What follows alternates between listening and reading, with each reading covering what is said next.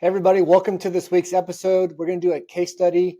I have a pre-retiree couple in their early 60s with multiple income sources. So you have Social Security, pension, rental income, portfolio income, and the plan would be to do some partial Roth conversions upon retirement. As the household sits right now, so we have John and Mary married, living in the state of Florida. John makes about $125,000 in salary / taxable wages right now. He's actually just transitioned into a lower paying job prior to retirement. Mary is actually basically retired. She retired about a year ago and now is doing some part-time work on the side for about $35,000 that would show up on the tax return. The plan is for both of them to fully retire and step away at the end of 2025. So I'll kind of show you what this would look like. One of the biggest questions I really get in conversations is how much could we spend? And that's kind of what we're going to uncover today. And what type of adjustments will we need to make if markets are going up or down? Because you can't really pick the year you're born, and you can't really pick like what's going to happen in the markets after I retire. So you kind of just be prepared.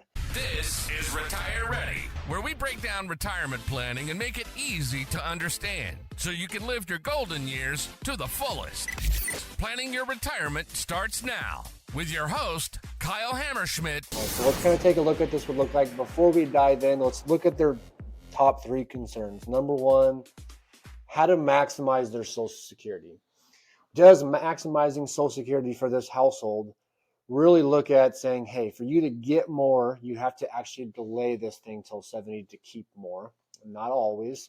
Number two is figuring out how to get an annual Roth conversion strategy in place. Like, they believe, based upon where they're at with taxable, tax deferred, and tax-free, that Roth conversions make sense. The pros and the cons align with what they're willing to give up now in exchange for long term. And they understand it's really a Swiss Army knife that, hey, if we needed $50,000 out to replace the roof in retirement or something, I don't know, I'm just making up a cost here, they could take it out of that Roth account and it wouldn't show up on their tax return. If maybe John outlives Mary, they're going to lose the Social Security trap, and they don't want to get into like the widow's whammy of like joint to single, lose Social Security, maybe a pension check goes away. So they want to do some tax planning just in case one spouse outlives the other. And then number three would be, what's the order of withdrawal strategy that we're going to use? Are we going to live on taxable income first and then tax-free and then Social Security? Like what's coming in combination? So we'll take a look at what that looks like. So again, mid 60s, early 60s, asset-wise, what they have today is what we call their resources is around 2.7. We did some rounding here. So they have a joint brokerage account with about 900,000 in that account. If we look at the cost basis, there's about 600,000 of the 900,000 that has been taxed, and there's about 300,000 of unrealized gains. Super important to know how to utilize those. John has about 1.1 million in his IRA, a combination of 401k money and IRA from previous employers, and he still has an active 401k, but he recently consolidated that all in his IRA. And then Mary has a 401k of about $750,000. So really during their working years, Mary was just putting in the match, and then really the bulk of her savings was going to the joint brokerage account, while John was utilizing he was maxing out 401k contributions, hence a little bit higher value there. Other than that, from an income perspective, what we want to look at is their Social Security. PIAs was $2,500 for John. Mary is $3,000. Again, she was the higher income worker for a longer period of time. And they are both going to claim Social Security January 2027. And for John, that's going to be about $2,700 per month. And then for Mary, this is going to be about $2,700 per month.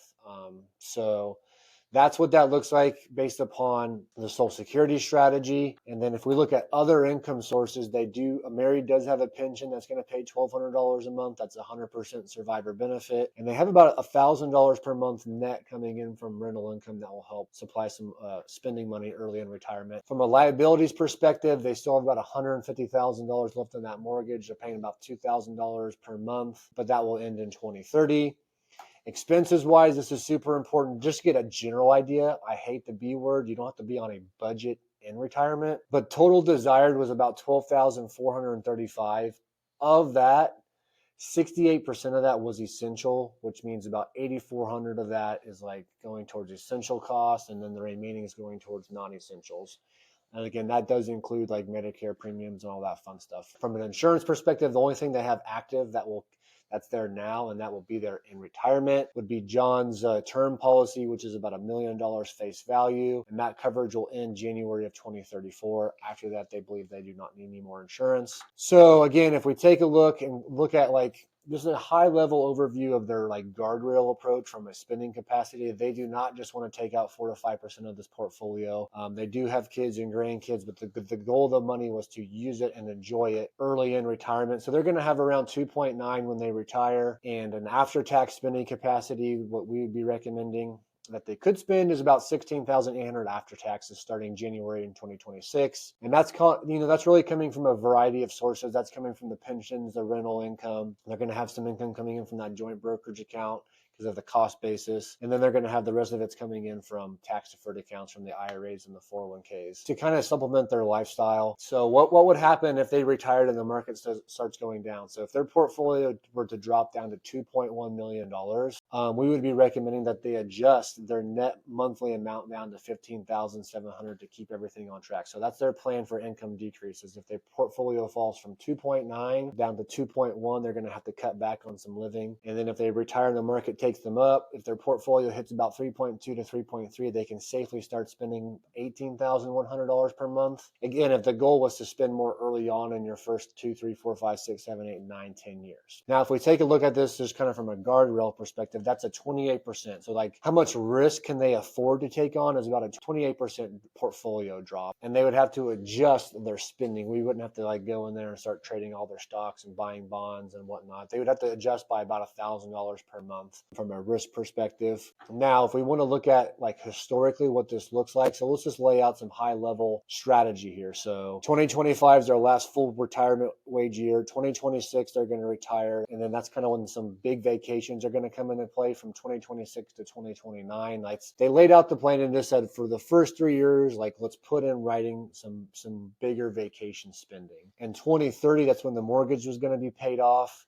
John's required minimum distributions were going to start in 2032. The term insurance is going to end in 2034. And then Mary's RMDs are going to start in 2036. So from a high level, that's what everything's going to look like. And for expenses wise, they've kind of set aside $32,000 a year for additional travel those first 3 years in retirement. Now, if we look at just doing some general stress testing, like, hey, what happens if I would have retired or if I experienced the beginning of the global financial crisis in November 2007? Like, what if something like this were to happen for this household?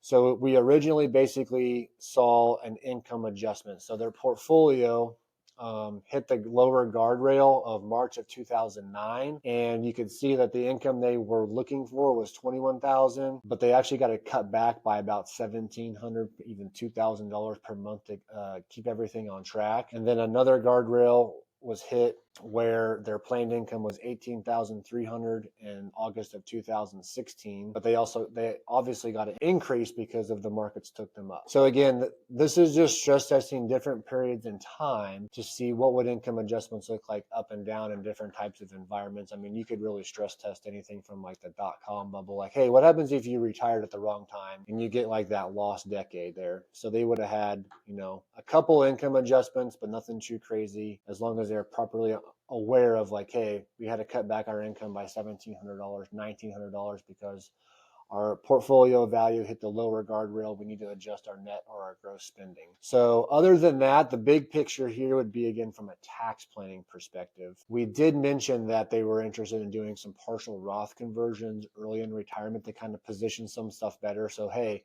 if tax rates go up in the future, what would that look like? If one of us were to pass the other one early, what would that look like? So if we kind of just lay out these strategies from like, hey, spend taxable money pro rata, tax deferred first, then taxable, delaying Social Security, Roth conversions up to the 12% bracket, only going up to IRMA.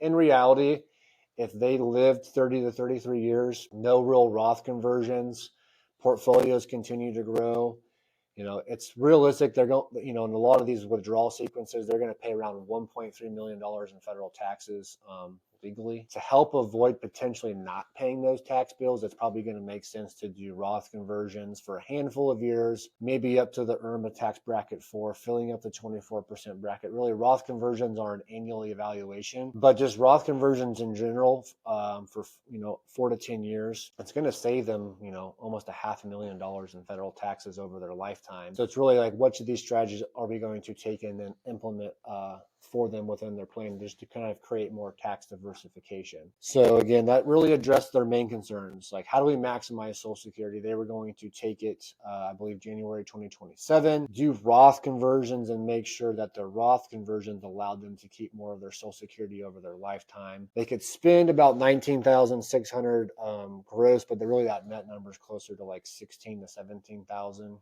to maximize upfront spending with the spending smile. And then really, if their portfolio were to fall about 30%, we would have to cut back on some spending to kind of keep the plan on track. And that's really where that the investment plan would really come into place, where they're fully funded for retirement. Does it really make sense to take on additional risk, where it might make sense to set like 5 to 10 years of portfolio income aside? So if they needed $80,000 a year for 10 years, blah, blah, blah, we're going to set $800,000 to $900,000 aside in some like laddered U.S. Treasuries or some more investments that are more stable in like a down market. So if they retired and the market took them down, they'd probably just lean on those to live off of so their stocks could recover. That's just a case study, high-level views, guardrails, spending more early in retirement, taking care of the surviving spouse using Roth conversions, high tax rates, low tax rates. Hey, we need 50 grand for this. Hopefully you guys enjoyed today's episode. You've been listening to Retire Ready with Kyle Hammerschmidt.